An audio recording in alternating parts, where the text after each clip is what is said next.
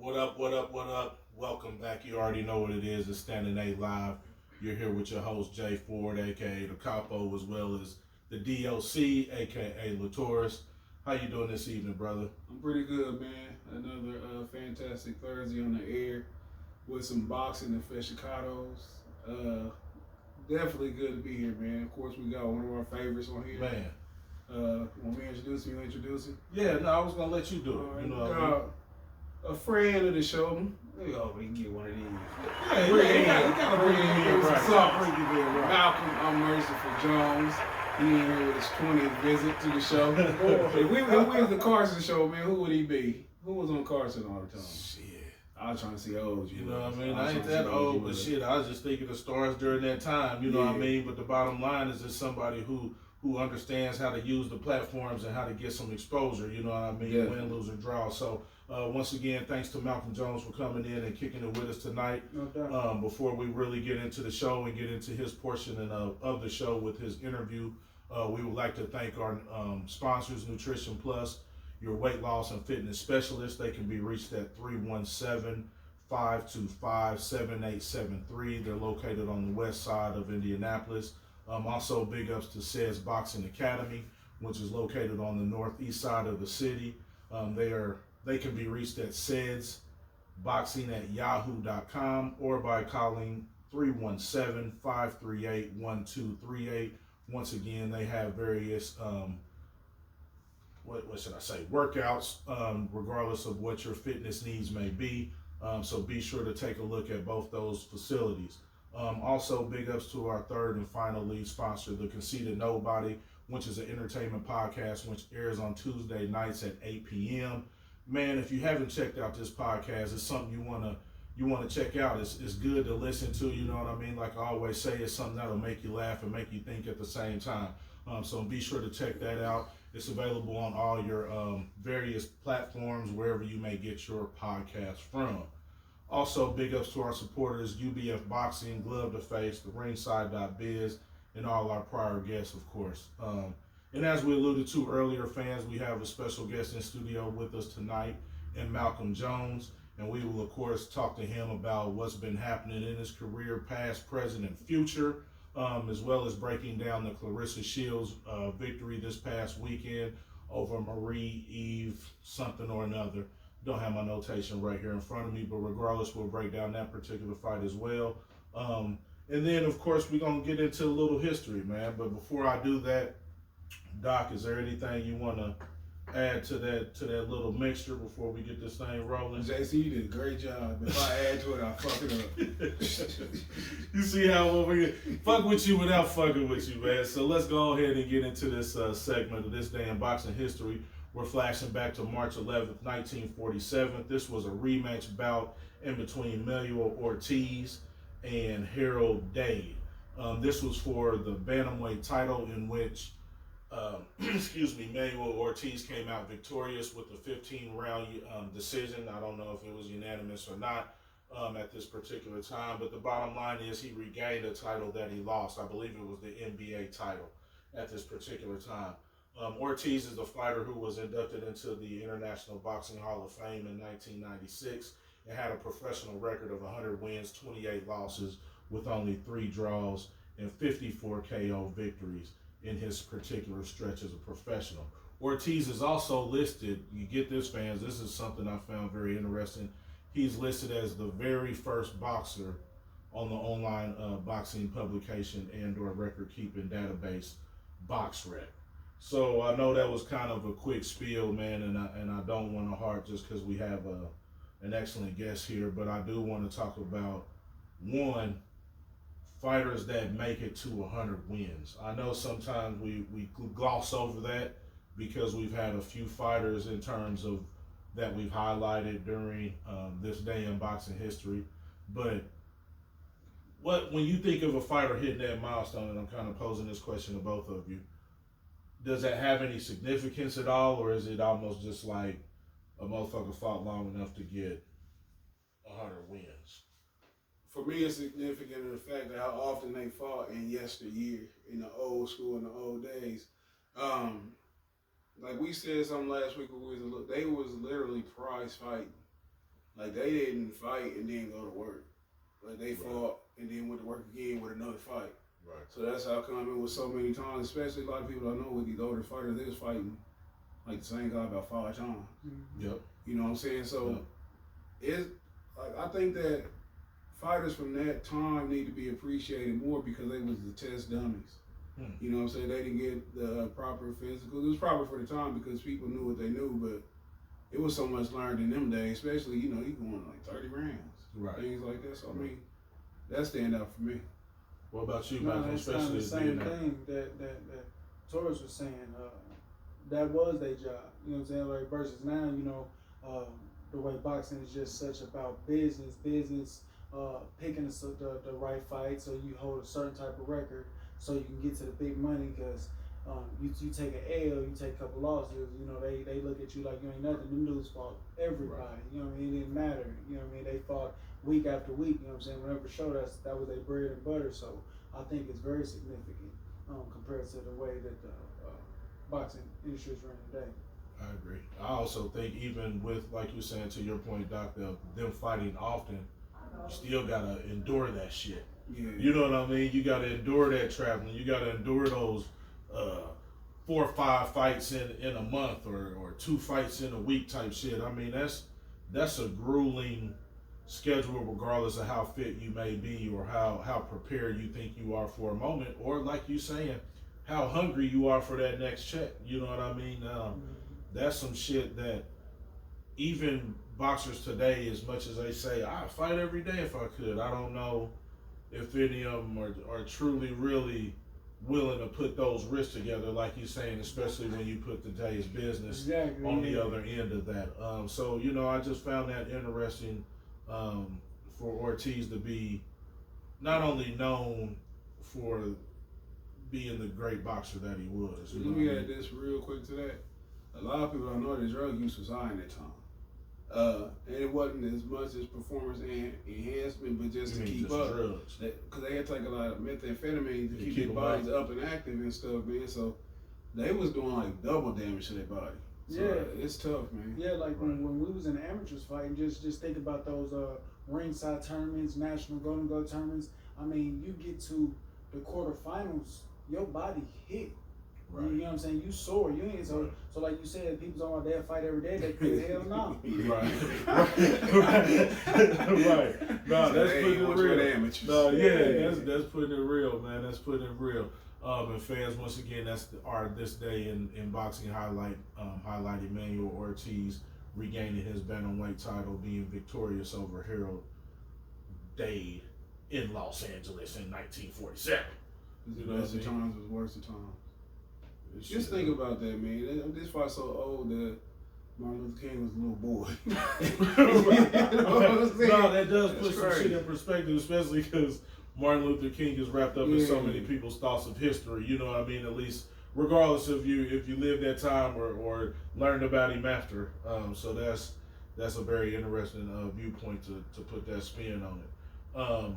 Moving on along, man. Like we alluded to earlier, fans, we do have Malcolm Jones here in studio with us, man. It's a privilege to sit here and catch up with him. For those that might not be aware, Malcolm competes in the super middleweight division and has a professional record of 15 wins and 2 defeats. He has not graced the ring yet in 2021, but that's what the fuck we here to talk about tonight, man. So first of all, man, welcome officially to Standing A Live, my brother. Glad to have you with us tonight. Yeah, I appreciate it, but I'm no longer a guest. I'm family. Okay, you're right. It's shit. You're right. Hey, you're right. And you know what? Thank you for correcting me, because you know what I mean. You was here, like you saying, for the jump off and for anything else, man. And we always appreciate your time. I want to start off first of all with this being your 6th year as being a professional. 2021, as you're coming into your 6th year. Right. I just want to talk about some of the lessons you've learned that are going to help you succeed in 2021. Some of the things that you've learned thus far. The main one is stay disciplined. And you know, a lot of people talk about when you somebody's in a mixed martial arts, or you know what I'm saying, boxing or whatever it may be. that, oh, they disciplined. You know what I mean? And we are, but it's so many distractions and things that can throw you off in life. And just in the past 2-3 years, I done seen that, and it's affected my career, my life, drastically. You know what I mean? So I'm just now starting to get my life and everything back on track, but it all came from being disciplined. So if anything I learned is definitely you got to stay disciplined to the craft. Oh, that's what's up. That's what's up. And speaking of discipline, can we just kind of talk about that on another layer? Do you mean that in terms of, you know, finding the correct balances in life, or is this something that you mean more along the lines of fitness and career? You know what I mean? Like, just kind of define life, that, life, if you will, please. Because like boxing is a lifestyle. You know what I'm saying? I mean, I don't give a damn what you do. You know what I mean? You be a teacher, and that's your lifestyle. You gotta be disciplined to that. But in regards to what I'm saying is, on your day to day, you have to be disciplined. I mean, the people you hang with, the people that you bring into your life, the way that you move on a day to day. You know what I mean? The way you take care of yourself. So you have to be disciplined all the way across the board, because for us going in there fighting, your mental ain't right, it's pretty much right for a fight. You know what I mean? You gonna be in there battling real harder than you're supposed to be fighting, because your mental is jacked up. Okay, damn. It's funny you say that. It kind of leads me into my next question I have for you. In terms of the 2 losses that you suffered in your career, one being to Linnell Bellows just over a year ago, February of 2020, and then to Lanny Dardar 3 years before that, which of course you were at 2 different stages of your career. Can you kind of talk about not only what those fights taught you, but what you learned about yourself, most importantly, out of each of those fights? Whether it been how it was taking on the loss, or no matter what it had been, the adversity of it, the pressures, no matter what it may have been. Well, the main thing, the first loss I took to Lanny Dardar was I realized I wasn't invincible. And I realized that being in shape is very important. So I don't know if you guys remember when we spoke on that fight after it happened. I took the fight off the couch. Hey, Lanny Dardar, who's he? I'm gonna wipe his ass, you know what I mean? And I was doing that, but like I say, all it takes is you ain't in shape, you get caught the right way, and you gone. You know what I mean? You're a human being, you're not bulletproof, you ain't punch proof, you get hit the right way, you done. And that's what happened with that fight. And I learned that at that point, I should have stayed in shape, stayed in the gym, and that's what I did do. But fast forward to, you know, fighting Bellows, I just made some bad decisions. You know, my business was thriving. You know what I'm saying? I was in a relationship. I was engaged. You know what I'm saying? I feel like I put everything over boxing as I thought I should have. And I just wasn't mentally there due to the things that was going on in my life. Like I said, you know, just wasn't disciplined. I was training a little bit harder for Bellows than I had did for my previous fight before Bellows, but it just wasn't enough. You know, it wasn't enough. So let's talk about that. And some of your previous fights before the Bellows fight was the fight here fans loved and clamored for, which was one against Curtis Hill, right? Who at the time, you know, it was a rivalry that went back before you guys' professional careers started. Can you talk about the level of fight between you and Curtis, which was a big fight? I think so in your career. Right. Excuse me, you can tell me if I'm wrong. No, it was. And then stepping up to the level of a Linnell Bellows, and just that Vegas atmosphere, and just knowing that it's from a fan standpoint point of view, it seems to be the next level, and it's just a matter of the lights getting brighter from there, so to speak. Yeah, the Bellows fight, I mean, yeah, from a fan's point of view, it was bigger, you know, but the Curtis fight to me was bigger. You know what I mean? I was more hungry for that victory than I was for Bellows. The mission when I went to fight Bellows was to get the victory, but I knew it would open doors, you know. But if I performed well and got the victory, but blessings, I performed well, you know, I thought, and doors did open up, you know, just COVID happened, you know. Right. But the Curtis fight was just, it was bigger, you know what I'm saying?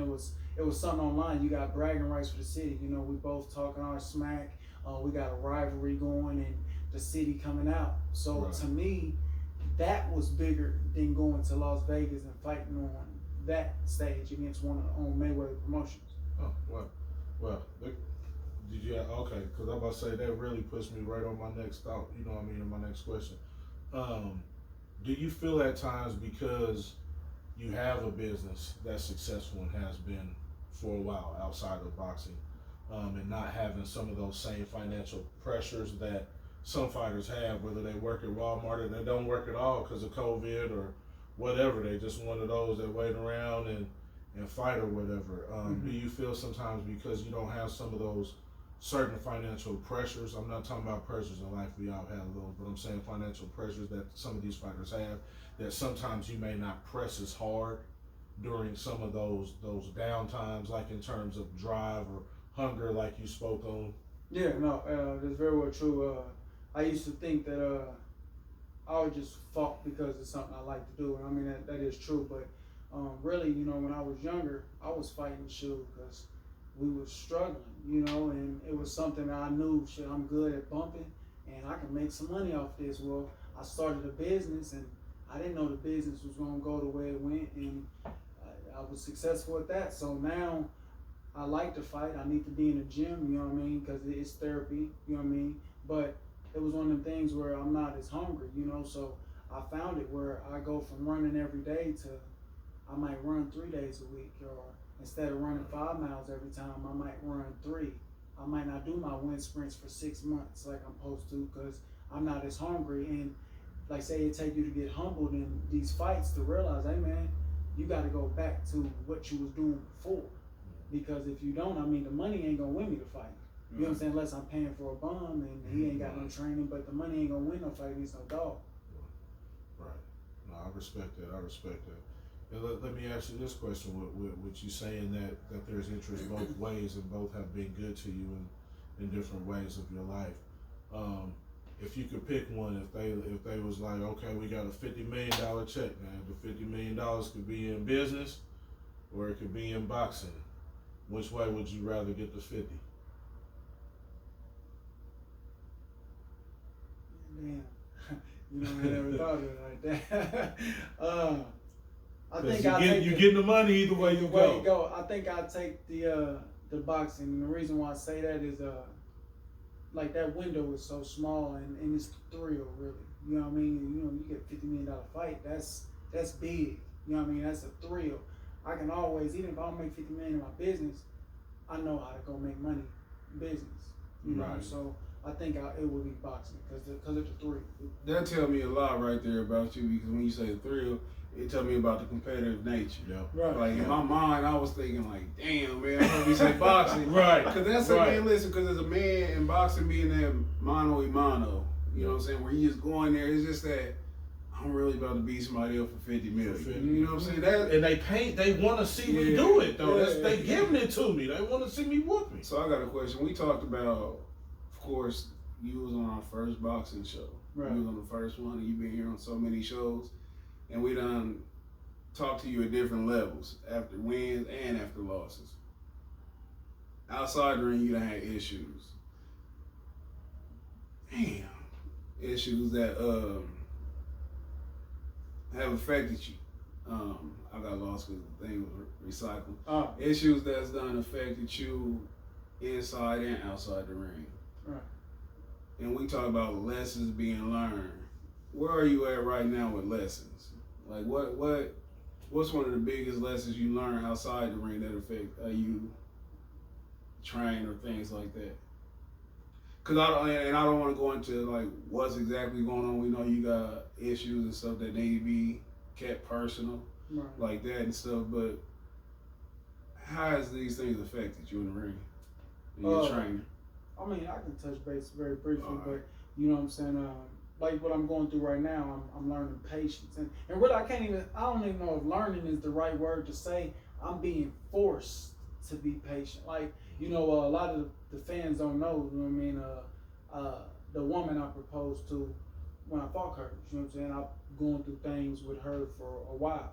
Well, I was recently arrested about 6 months ago, you know what I mean, I'm looking at like 4 felony cases, you feel me, and this is all affecting the relationship that I got with my child, you know what I mean, so I haven't seen my child since, you know, I was arrested. You see what I'm saying? So mentally that drained me.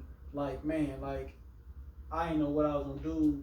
I'm at the crib chilling, and you know what I mean. You just dead to the world. You know what I'm saying? But the boxing, me just going to the gym, working has kind of changed my mental as far as, you know what, you gotta start trusting the process of things, and you just gotta be patient. You know what I'm saying? I don't want to be patient. You know what I'm saying? I can easily throw everything away today, but I'm just gonna stay grounded and just understand that the process is gonna be over soon, and hopefully something good comes out of it. Has boxing been a way for you to like escape from this? Definitely. Boxing definitely been a way for me to escape from, because you know what I'm going through. I'm angry. You know what I'm saying? I'm hurt and I'm angry, but anger is like at the top of the iceberg. You know what I'm saying? Like that's the emotion that I'm gonna show before I shed a tear. You know what I mean? And if I shed the tear, you gonna think it's anger. You ain't gonna think it's because I'm hurt on the inside. You know what I mean? So definitely, me being in the gym every day and working with my team, it takes my mind off everything, and being able to beat the bag up the way I do, it just relieves so much stress. And you said you haven't seen your son in how long? I ain't seen my son in about 6 months, and I mean just court date after court date. You know what I'm saying? We fathers deal with different things, different issues on different levels. When you sit back, and again, we talk about the 50 million with boxing or business, right? But at the end of the day, we know that boxing is a sport. It's a game when we put it in perspective. Right. When you think about what you're facing with in your quote unquote real life, and you compare that to like the losses you had in boxing, what kind of perspective does that give you on the boxing ring? As far as the losses go, like as far as the losses in real life compared to losses in boxing, I mean those losses in real life affect boxing. And what I mean by that, just to be more clear, do it like put boxing more in the perspective of that's a sport. You know what I'm saying? As opposed to my real life. It's a sport. Yeah. You know what I'm saying? Put it in perspective of the sport, because I remember when I was locked up, you know, and just sitting there, I mean, I had time to, and by the way, like a lot of people, jail, you know what I'm saying, you don't want to go there, but for the way I was living as far as running business, boxing, everything is boom, boom, boom, you know what I'm saying, still trying to make sure I'm there for my daughters, all my children, but for my daughters, it was a way for me to relax. You see what I'm saying? Yeah. It was, man, dude, a way to relax and just think about so much. So those things that I'm going through personally, it makes boxing where it's just, I mean, it's just a sport. You know what I'm saying? I can say F this, but like I say, I mean, it's a part of me. Yeah. And what you said was real heavy, because people don't understand that sometimes you can be moving so fast that you don't have time to just stop and think. Take a breath. And things like this, whether unfortunate situation can become fortunate. What, like mentally, how hard was it for you to go like right after this? I mean, because I can only imagine, you talked about it off air, some of the details and things like that. You've been, like you said, where you and Curtis shout out to Curtis, y'all had the big fight around here. Yeah. And you done had the ebb and flows and stuff, and you had people like maybe jump on the bandwagon, then jump off the bandwagon. Yeah. With this latest episode, did you get a lot of backlash from people you thought was gonna be there for you, turned on you, they had their opinions reversed, or was it just the opposite? It was the opposite. When I took the loss, like to my against Bellows, I had more support for that loss than I had for any of my wins. Like for the people that showed up on my live, and you know, I normally after a loss or a win, I go live and I'm talking to the fans. You know what I'm saying? Man, it was the support. Yeah. What about with your court case though? The court case, I kind of keep that private, because you look as on, you should. You look on my case, it looked crazy, and I explained it a few times, but you can best believe after I get in court or go to trial, when I get to air it out to everybody and let them know what's really going on, everything's good. Absolutely.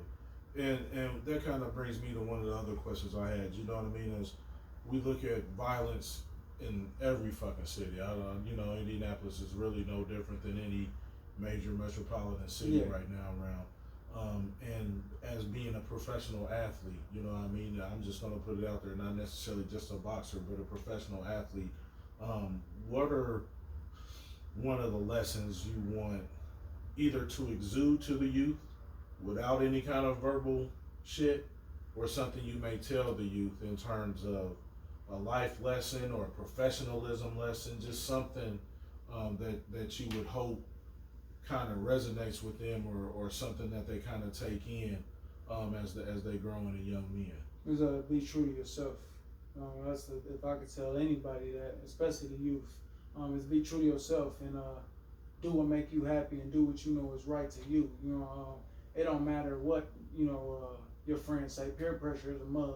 You know what I mean? And a lot of kids are they get drawn into that. You know what I mean? They friends is doing something bad and everybody hopping on the bandwagon. This is what's trending on. I mean, these kids is on Facebook and YouTube, and this is what it says. Be true to you and your morals and the way your parents raised you and what you know is right in your gut. Wow. And I'm gonna tell you something else. What we didn't say to fans, Malcolm was part of our camp for you. Kids, yeah. So and then like that's another shout out to Malcolm, man. Anybody who like sometimes, like you said, from my case, think people get their perspective, how they want to judge you and things like that. But I know for a fact what type of person you are. You know what I'm saying? Easy to reach out to, somebody who accessible, somebody who will help. Cause shout out to Juvie and Willie J too. They didn't get paid for this. You know what I'm saying? No, and they gave you, So shout out to you, man. What you got coming up? A fight coming up? Yeah. So I got a fight coming up April 10th in Atlanta, Georgia. Oh, no shit. Yeah, Okay. Atlanta, Georgia. Yeah, we're gonna go ahead and go down to the ATL. Do you already have an opponent, or is that still Eric being Moon. Yeah, I actually was matched up with Eric Moon like September 2019, but I don't know if everybody remember. I got injured in a fight, and the injury wasn't healed, and I couldn't take the fight after I had signed, so I had to. This is the Eric Moon that's like 15 and 3. Yeah, so you know what I mean? Exactly. Got a good record. You know what I mean? So this is definitely a good fight for me. Coming in to basically just make a statement. So that leads me to a question I didn't even have. You know what I mean? So taking on a fight like that, is it something you feel like, regardless of to being on the shelf for whatever the reasons may have been, your own choosing or not, you feel like you just ready to? I'm ready to just go, put man. me back in the game. As soon as I put that uniform on, I'm ready to do it. The dog is out, man. I mean, like, I'm definitely have took a stroll back down memory lane, and like I said, man, just coming on the show today the energy's brought back so many old feelings. So the way I've been training, then I'm coming here, it's gonna be a whole nother level when I get up in the morning and back in the gym training to get ready for this fight. That's what's up. And can you just talk about your current team, man? Who's supporting Malcolm Jones right now in terms of training and getting you ready for this particular fight with Eric Moon, and as you start to tackle the rest of your career moving forward? I'm over at IBG with Pat McPherson and Ike Boyd. I don't know if you guys remember, but right before I fought those, I mean, I really wasn't in camp with them that long before I took the fight, so it was kind of fresh. But man, being over with those guys has been a truly just amazing experience. You know what I mean? Like when you talk about trainers, I mean, if there's nothing you're gonna get away with over there, they watching you. I mean, they back turn and keep your hands up, stand on the balls of your feet, you know, things like that. They actually coach me over there. And also I got Danielle Mitchell. She does my table work and my strength conditioning. And man, when you don't know how weak you are. Until you see a woman shine on you, make you feel bad. There you go. Yeah. I already see it. I think we've all been in athletics long enough where we done had that session before. We look up, we bitching all this shit. You be worried about all this power shit, nigga. You out of breath. First flight of stairs, you know what I mean? So no, that's what's up, man. So can you talk about how that balance has helped you in terms of not only being refreshed in the ring, but do you feel a different strength and agility and or flexibility in terms of the difference of the way you train now versus maybe how you trained 2 years ago? A lot more structure. You know what I'm saying? That's mainly the main thing. Is a lot more structure. Like I said, I'm going to my strength conditioning certain days a week. I do certain times and days at boxing, and we spar on certain days. I mean, everything is just totally structured a lot different than it was before. So, like I say, I mean, my first loss, a big experience came, and I was on an 8 fight win streak. This one came, and like I said, I'm jumping back in with a great opponent, and I'm about to go on another win streak. Yeah, no, you got an excellent opponent, man. You got an excellent opponent. And I just want to ask you one more question. And if my co-host has anything else he'd like to ask, but we had a fan question submitted, one of the good ones that I think deserved to be on here because it was an opponent I had never even heard of. But they mentioned you with the guy that you were familiar with, Adele Sando. Yeah. And has this been something that has been in the airwaves, talked about somewhere else, Yeah, or you know actually, what I mean? Just kind of give us a backdrop on this particular matchup and your interest or non-interest in it. Yeah, well, actually, that fight had got offered to me right before this fight got offered to me, like a day or two before. So I shot everything to my team, and I told them, hey, I'm interested in taking this fight. It's supposed to have been, I think it was supposed to have been April 24th, so like 2 weeks after the fight in Atlanta. Yeah, but this fight was offered to me first. So I didn't hear back from my team about anything. Right. I probably didn't even go to the gym with them. It was one of my strength and conditioning days, kind of like on that schedule. And this fight got offered to me. Right. And I looked at it as, I mean, shit. I weighed the options. This guy, I feel like I was matched up with him before I took the fight. I feel like I can beat him. Now, who is this guy? I've never heard of this guy. He's undefeated. He's undefeated. He's okay. Now, where's he out of? He lives in Nashville, but I believe he's Cuban. But he's out in Nashville, and he's a nice boxer. That's definitely a fight that I was going to take. I told my team, hey, I'm interested in this fight.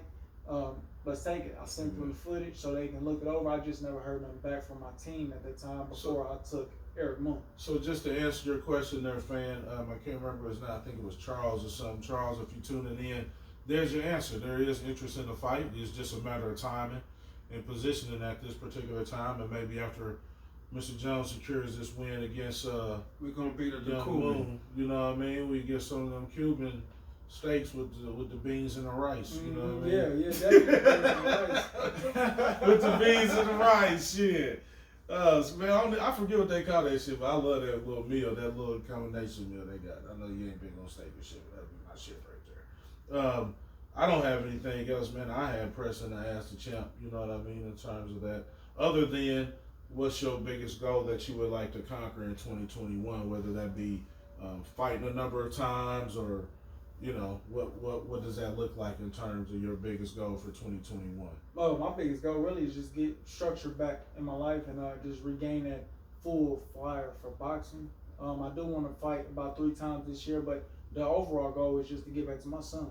You know what I'm saying? Just to reunite my family. That's really the main goal. So you just fighting. You fighting in the ring, you just fighting. No, I feel that, man. Yeah, for sure. I feel that, and trust me on the kid level. Trust me when I tell you about course shit. I'm still fighting a fight. You know what I mean? So when you say that, man, I can feel it. You know what I mean? And like I was alluding to earlier, we all have pressures, whether we wear them on our face, share them or not. Right. You know what I mean? But I like to hear the positivity in you and how you're taking things in stride. And you're handling things like a structured man, you know what I mean? Right. And so I think that's inspiring for kids to see. Because sometimes I think they see frustrated black men and they think the anger is displaced. Right. And the anger is not displaced, but I also have a right to be angry. Exactly. You know what I'm saying? Yeah. And this is why I'm angry, and I'm going to give you a structure of positivity of how I'm going to tackle this goal, although it makes me angry. So we wish you well, man, champ. Sorry, did you have something, Doc, before I close out? Like you talk about the pace and learning from things. I always tell people, man, that, and I use a football analogy. Like anybody can catch, any receiver can catch a ball that's thrown directly to them. Right. But in real life, or even in sports, football, the great receivers are judged to determine how they adjust to the bad throw. Right. You know what I'm saying? Like everything ain't gonna come straight exactly how you want to, but how you define yourself as a man or somebody who can overcome as great as how you adjust to the bad throws. You know what I'm saying? Right. Absolutely. And so you're doing a good job of that, man. It is. We proud to see you doing that. You know what I'm saying? We like to see you succeed inside and out the ring. Win, man. Yeah. So win. and you know you always got an open platform to kick it with us anytime you want to and stuff. Since you are at the family reunion right now. And although we ain't Oprah, bring that success story when y'all get when y'all get reunited and it feels so for real, man. Because it's a celebration and it's a joyous occasion, man. And it's all positivity. And we wish you well, like I said, in your career and in your life, brother. And we thank you so much for your time tonight and every other night, man. Yeah, you thank you, share because with I'm us, gonna be man. back. You know what I mean? Oh, you're always welcome, man. Open door. open door. You welcome to stay. We just gonna chop it up a little bit about some of the other headlines and then close this thing out, and you can get out of here however you want to do it, big dog. All right, fans, let's talk about this Claressa Shields win, man. 10-round unanimous decision over Maria Eve DeClaire or Sierra or whatever. Here's the point. I want to say this on air. My dude was right, completely right about his assessment of Claressa Shields. I don't know what the fuck I was talking about last week, but here's the thing. I have seen her look better, but when I watched, and just so we clear, I did not purchase the pay-per-view, but when I watched the replay of the highlights and shit, and just watch it, you were right. That's all I can say about the sloppy punches, you know what I mean, the hooks coming from lunchbox level, you know what I mean, the whole nine. And again, not saying that this young woman has not been successful and has not done things in the sport that haven't been done, including being 11-0 and being a undisputed world champ. I mean, the shit goes on. However, I just want to say he was right, man. It's still shit out that, to me, thinking of her taking on the MMA, I don't know if that's the move for her. I honestly don't. I ain't never seen her wrestle, so you know what I mean. But just watching shit and just watching how that sport flows and moves and the difference of the technical skill and what's allowed and not allowed, I say stick to boxing. I'll take no pleasure in being right. I didn't want to see the fight, but it's not even just indicative of Claressa. I'm not a big fan of women's boxing. She has achieved a lot, but it's like you being the tallest midget in every regard. And I don't like to talk too much after a while. I sound like I'm hating, but this thing right here, this is the so-called Women's History Month. So they're going to push every single thing to a higher level than it needs to be in this particular month. They keep talking about how she did this, how she did GWOAT. Man, it's like being the best strawweight ever. Right. Ain't nobody in this motherfucker named 2 strawweights. Yeah. But the thing is, I am interested. And first off, congratulations on that victory, because at the end of the day, she won the fight. Yeah. I am interested in seeing her go to MMA. And the reason why is because it's already people there who can actually fight. And so it might bring something out of her competitive spirits and stuff. And I definitely know she's going to get more attention than she get in boxing. She feel like she should get more attention in boxing. Excellent point. And I didn't think about that. I know she wasn't pleased with those 72 pay-per-view sales that she got this weekend. I didn't find the numbers. I was looking like a motherfucker. But I guarantee you, man, she'll make way more money, get more notoriety in MMA. And it's not that, when I say I'm not a fan of women's boxing, that don't mean everybody. Right. You know what I'm saying? I don't like hockey. I don't like soccer, but it's a gang of people who like that stuff. Yeah. So if it had time to fester, she had the right opponent, maybe it could be more credible. They did the Christine Hammer thing, man. Nobody knew who Thor was. Right. Nobody knew who that girl was. So it's all about her having that quality opponent and then having a more fan-friendly attitude. Like I always say, we want to see women act like women. I don't want you up here lying to me talking about you was knocking men out and you sparring. Okay. I think what I really never thought about what you're saying in terms of the MMA switchover is the appeal of MMA in terms of being a woman, even if you rough around the edges. You see what I'm saying? That's somewhere where you could be more supported, and what I mean by that is that fan base is already in the MMA, like it's already culture. You see what I'm saying? So all it would be is a matter of her fitting in to that particular avenue and or money stream. And I think you're also right, because at least from the standpoint of MMA and women competing, that's at a more popular level than boxing is right now for women. Definitely. Boxing. Definitely. So I never thought of it from that regard. I was just more looking at it along the lines of the fight techniques. But I think you are exactly correct in terms of some monetary things, maybe even some different sponsorships can kind of cross over from she'd be way better. That appeal. You know what I'm saying? She don't got to give up one to go to the other. She taking it slow as she should. She working with John Jones, somebody, you know what I'm saying, high quality, one of the greatest MMA fighters ever. If she just take it slow, she young. What you think about that, Malcolm? As you watch Claressa Shields and she talks about The crossover. Fuck Mom's tennis getting finished. You know what I mean? Shit. Oh shit, my fault. I thought she was done. Fuck it. Shit, my fault. Go ahead. Yeah, my fault. He's like, Shit. oh, nigga, what you think, man? Hey, my fault. Yeah. Oh shit. I'm tired of this shit. Hey, that's that shit. Get the whole table pushed over to the press conference. I quit. Shit, fuck it. Oh shit. No, like I said, I agree. I'm agreeing with Doc on that. The MMA, I think, is where she's going to be not only more successful, but I think that's where she can possibly be exposed at. It's more. I believe she had more competition there. Like a lot of people don't understand these MMA fighters. Like I actually work with some mixed martial art fighters, 10th Planet out in Mount Comfort, and it's not what the stereotype that we get that all MMA guys, they can't do this, they can't stand up. Nah, they probably can't stand up as good as you. Right. But they tough as nails, man. Right. You know what I mean? So she gonna match somebody that's just as tough as she is in MMA, And I became a fan of MMA over the last year just for the simple fact of me on DraftKings gamble. Right. And so it made me pay closer attention. You know what I'm saying? Right. So it's done draw me in, man. I mean, So like as you shit compare like it to boxing and being a boxing fan, like what I'm are a one of the, boxing fan. I mean, but I'm not saying you're saying it to say MMA supersedes that. What I'm asking you is, like, as you tune in, what's one of the things as you watch a good MMA I'm gonna card? tell you this shit. What is it? The excitement level. You know what I mean? Like what is Possibility it? of making money. Okay, so it's more of the gambling thing. It's more, and it is the fact that they out there with almost nothing in their hands and somebody go to sleep any minute. Right. That's a big thing right there. My animalistic nature come out when it come to things like that, and even favorites aren't really favorites to me.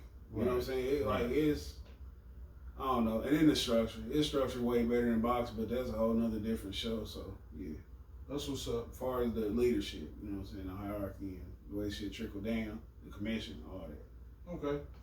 Okay. Moving on along, on March 10th on Showtime, we had Brandon Lee beating Samuel Tia. Is this the Crow Part 4? And that what's way back? What you mean the Crow Part 4? You get it later. Go ahead. But my question was, at 140, is Brandon Lee going to be someone that makes some noise, or is this just one of those things that, as you put together the right resume, you know what I'm saying, the pieces fall together perfectly? Do you know Brandon Lee? No, I didn't even know anything about it. Yeah, I didn't know too much about it until I heard about the fight, and I kind of just looked him up a little bit, and then he has this victory. You know what I mean? How he look? I mean, he looked good. Yeah. I mean, but he also looked very hittable. So it becomes one of those things. I don't know where it goes, but I do know the knockout victory created some noise, and it was on a national stage. But as him being a welterweight, we know that's a division that has plenty punchers. Whether we talking about people going up and down from 47 to 40, you know what I mean, whatever the case may be, it'll just be something interesting, I think, to follow in terms of possibly watching as things develop in his career. Of course, like I said, he's undefeated right now, but you know, that's neither here nor there, as we all know, in terms of building that resume. Moving on to this weekend, man, we've got 3 different cards on 3 different platforms: DAZN, ESPN Plus, and Telemundo. March 13th on DAZN, we've got title bouts featuring Juan Estrada and Chocolatito Gonzalez for the WBC and WBA super flyweight title. Does Chocolatito have anything left in the tank, man?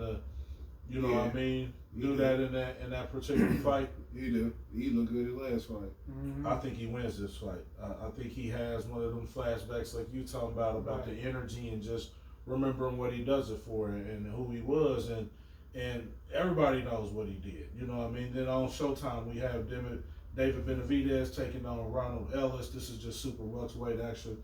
No titles on the line unless there may be some regional titles there, fans. Big fan. I'm a big fan of watching David Benavidez. Man. Big fan of David Benavidez. Do you like the young man as well? Yeah, I like him. Yeah. So 5 rounds or less. Who said it's going more than 5 rounds? I do. Ellis lasts more than 5 rounds? Yep.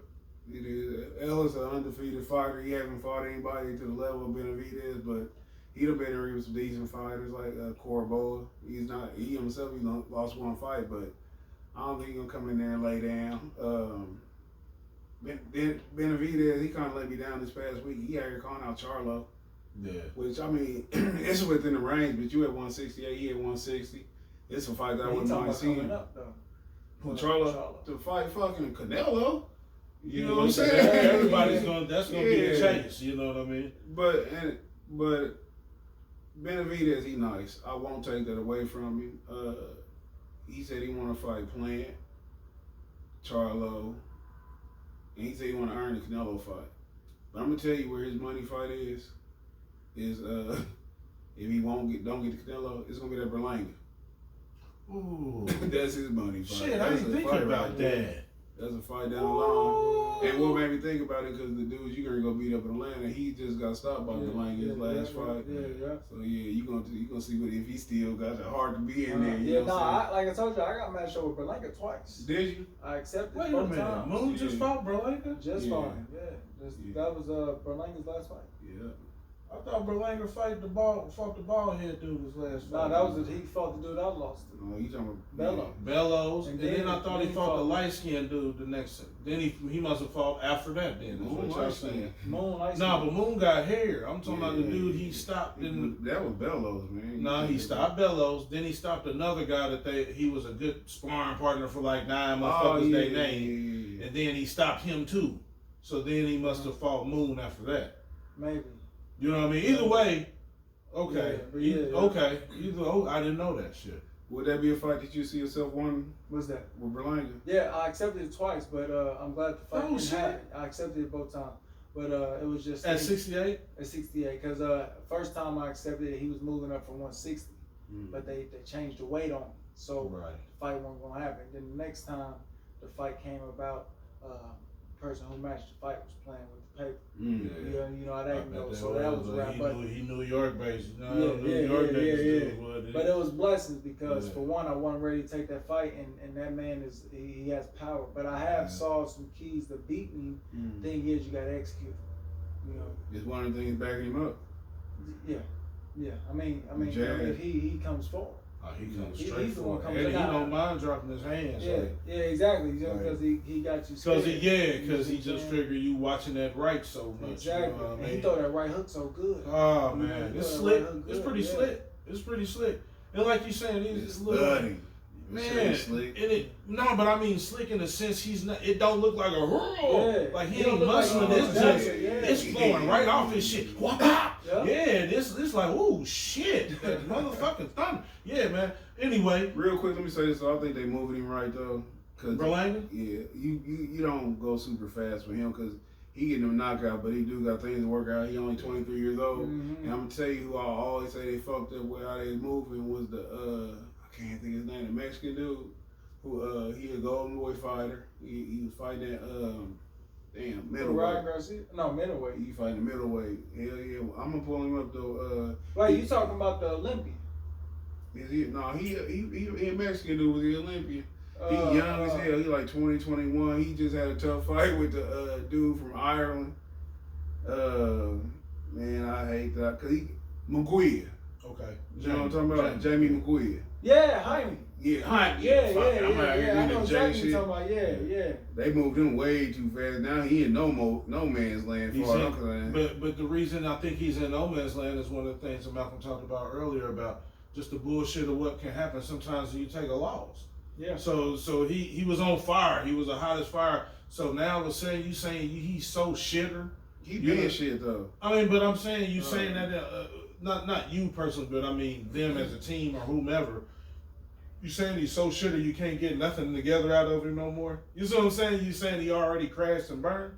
I'm not even saying. I'm just saying though that. No, I'm not saying you are, but the reason why being on the shelf and shit, it's gonna be tough, man. I wonder what that's about. You know what I'm saying? That's what I mean. Yeah, he way too advanced. Like once you get that belt, man, you can't be fighting the people he fighting. You know what I'm saying? You gotta. He went to war with old boy, which the fight got started. I'm about to pull it up. The dude who's Serrano Johnson. Yeah, man, they was in. You know what I'm saying? He was going to war with him. Exactly. And so now the number, according to Boxer, the number 3 ranked middleweight. I don't see him being Triple G, Charlo. Man, he can't beat Andre. He had some time with the Japanese Marauder. Man, this is like it's tough. But yeah, you gotta fight somebody. You gotta fight somebody. Yeah. He can't get away. He gotta fight one of them ugly names that you can't get away from. You gotta go with Nassau. You gotta go fight with the dude who trained Canelo. Which is a conflict because they really want to line that up later. But yeah, where we at? Closing this shit out, man. Yeah. Killing that shit, ain't it? I did it again. Britney Spears. Hey, I ain't gonna be doing no shows. Shit. Yeah. Cut this shit out. Shit. Sass make me drink beer? Yeah. Oh, shit. No, that's what's up, man. We want to once again thank Malcolm Jones for coming on air with us tonight, sharing this time with us, man, and we wish him well against Eric Moon here in ATL, April 10th. If you're in the Atlanta, Chattanooga, shit, it's a lot of areas. If you ain't too far, you know what I mean, you can get on down to that card. It should be some good action, and you get to catch Malcolm Jones knock a face off or two. You know what I mean? Thank you to Nutrition Plus, Conceited Nobody, Says Boxing Academy. Special guests also, or special thanks also to all our prior guests. If you have any questions, fans, please feel free to hit us up on our webpage. Also, be sure to tune in and subscribe to our YouTube page, man. Please, please, please like and share. You know what I mean? Just check out all our prior interviews we've had. Interviews currently going on here in 2021.